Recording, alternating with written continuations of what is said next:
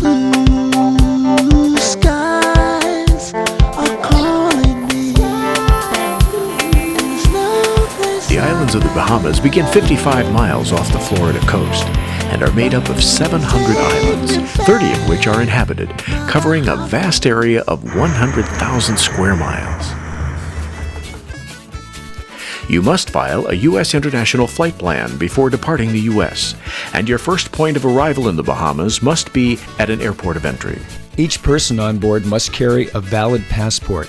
Pilots must also have a pilot's license, current medical, aircraft registration, and a U.S. Customs sticker. And check that your aircraft insurance policy extends to the Bahamas.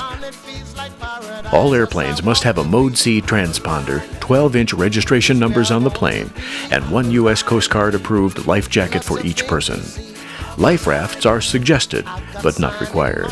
At typical cruise altitudes, radio reception is fine. Offshore weather is usually good VFR. Because of the Gulf Stream's moderating influence, the weather generally remains in the 70s and 80s year-round. For trouble-free navigation, GPS is your best bet. Upon arriving, you must land at an airport of entry the first time you enter the islands. Normal hours for customs are 9 a.m. to 5:30 p.m. Avgas is currently available at 9 airports in the islands. You are never more than 20 minutes flying time away from fuel. The Bahamas Civil Aviation Authority is now pleased to invite all experimental and light sport aircraft to visit our island nation. Hi, I'm David Grantham. I'm a pilot with the United States Customs and Border Protection. And in just a moment, I'm going to be telling you about some procedures that'll make your arrival back in the U.S. go smoothly. As pilots, we all enjoy flying to new places, and certainly one of the most beautiful and exciting destinations are the islands of the Bahamas. But often, when we think about flying foreign, we might get a little apprehensive about clearing customs.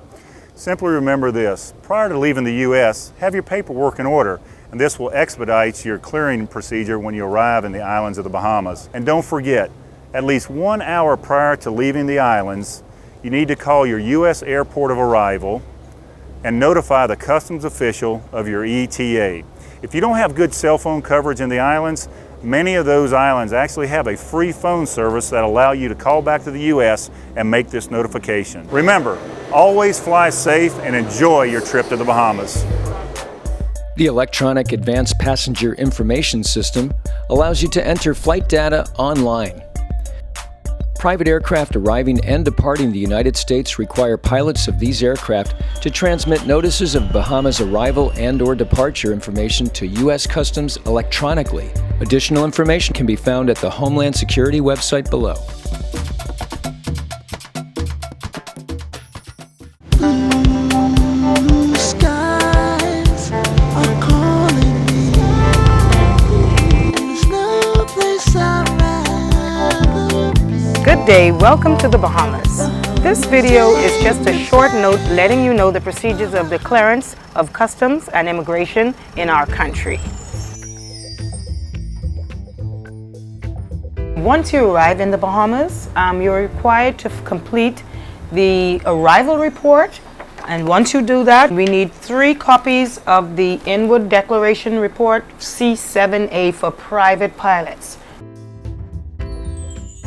A typical single-engine aircraft would be required to pay a $50 processing fee.